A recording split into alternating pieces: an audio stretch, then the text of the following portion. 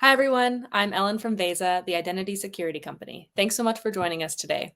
I'm excited to welcome you back to the history of hacks. In this series, we give a high level overview of the techniques behind some of the biggest hacks and data breaches in history, and we explore what we can learn about protecting ourselves.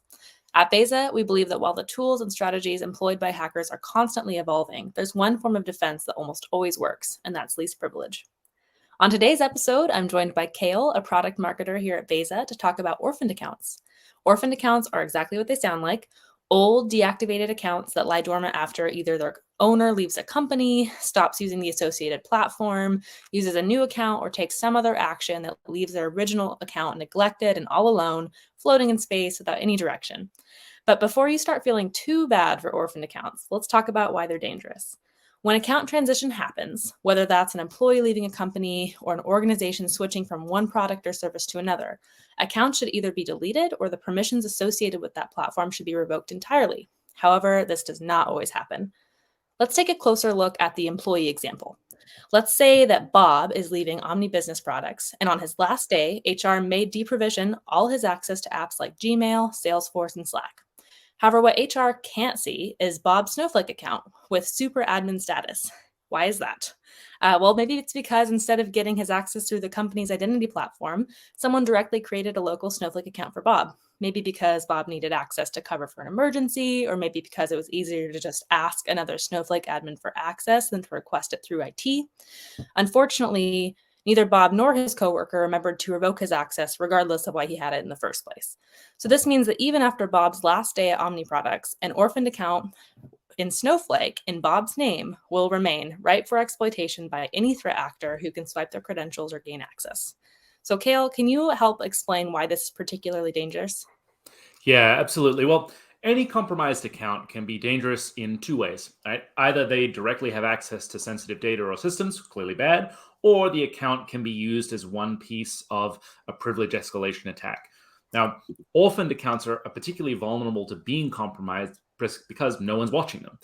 They miss out on security updates like password requirements, new tools like MFA, right? So when a company rolls out MFA, the employee generally sets it up the next time they log in. With an orphan account, no one's logging in, so the account never gets protected. And it's important to remember that a huge percentage of breaches involve credentials, so it's important not to take these risks lightly. That makes a lot of sense. Are there some examples you can share about breaches that have actually been caused by orphaned accounts?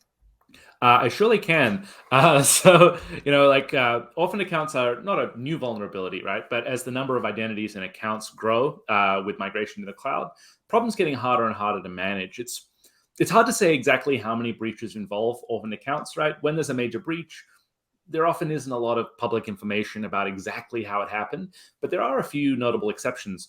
One is the breach of Singapore Health back in 2018 that exposed the data of some 1.5 million patients.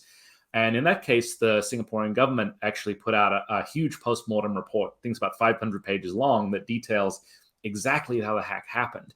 And it wasn't easy. It took multiple compromised accounts to pull it off. But one key account that was part of the hack, a local admin account on a Citrix server, was identified as a dormant account. It hadn't been used for over 6 months.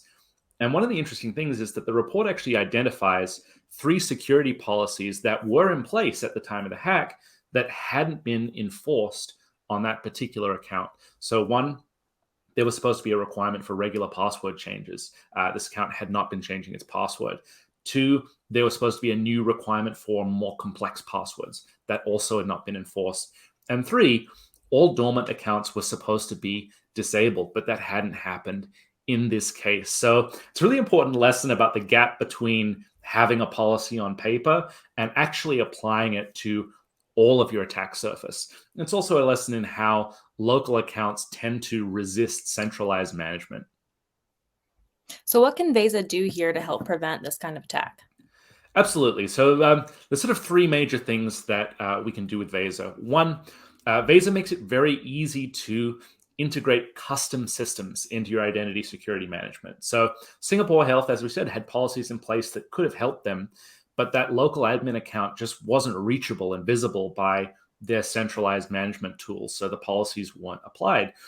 So to successfully manage identity security, it's a bit of a buzz phrase, but you actually do need a single control plane, right, where you can see everything. So to do that, you need easy integration. So Veza has our open authorization API, and that lets you build custom integrations very fast. So you can get all of your authorization data in one place. And customers use that for like custom built systems they've built themselves, systems that are on-prem, absolutely anything that you can bring all of that data into one place. Two, Veza can help you surface unmanaged permissions, unmanaged local accounts. So this is exactly the kind of thing you were talking about here, either where a person has left the company and maybe they had unofficial access, or maybe part of an onboarding process didn't work properly and some access is left over. And three, we had this concept of like a dormant account, which is another way you can have a kind of orphaned account, right? Maybe the person isn't gone, but they're just not logging in. So you can actually monitor activity in Veza that can help you reveal and deal with those dormant accounts. So I'll show you actually what those last two things look like. If we take a dive into Veza here, and you'll see that I've loaded up just a blank slate in my query builder. And following on with that example, we talked about Snowflake access. So let's look at my Snowflake local users. And I want to relate those to my users in my IDP, which in this case is Okta. So this is kind of showing me the opposite of what I eventually want. This is showing me, every Snowflake user that is related to an Okta user and who they are. This is sort of a good example of why these things are so hard to track down, right? Neither one of these two data sets, Snowflake or Okta, have all the answers. If I was looking in Okta, I wouldn't find an orphaned account because those users have been disabled. If I'm looking in Snowflake, I can see the orphaned accounts, but I have no way of distinguishing them from all the other accounts. You need to put both sets of data together, and then you need to actually find what isn't there, which is a really tricky thing to search for manually. But if you look in my advanced options here, I can select this flag here that says does not relate to. So that's going to flip the query around and give me every Snowflake local user that doesn't correspond to an Okta user. And you'll find here, I've got a few like Airflow and Looker and Tableau. These are clearly like SaaS accounts, service accounts, and I wouldn't expect them to map back to Okta. But I also have, see, Adam Richards, Thomas Stewart, and Willie Garcia here. These are real people, and then they have local Snowflake accounts that don't map back to Okta. So these right here are my orphaned accounts. Maybe they came about because one of our offboarding processes didn't work, but for whatever reason, I can find them here and I can get rid of them. And just like any query in Veza, I can turn this into an alert so that anytime I get a new result on this query, as soon as that result changes, I raise a ticket in ServiceNow or anywhere I want, and I get my teams to investigate and remediate these accounts. So this sort of helps you deal with this problem of ungoverned local accounts. But we still have the problem of dormant accounts, right? So the person that owns the account may not have gone, but they're just not using the account. They're not logging in. And so for similar reasons, the account is maybe not as well protected as it could be. So let's actually look here at our activity monitoring section.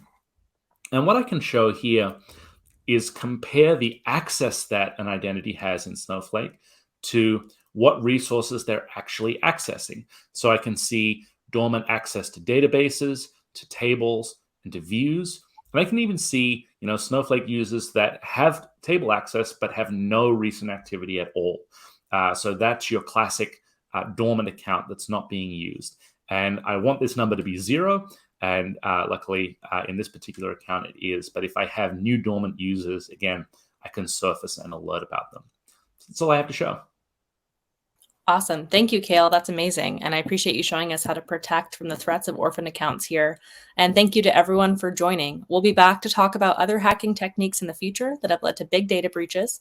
But what we've learned here today is that while hackers can always find new gaps and security flaws, sooner or later, almost all hacks rely on a compromised identity, even one that technically doesn't exist at the company anymore. So that means that applying least privilege will always make you safer. See you next time. Thanks.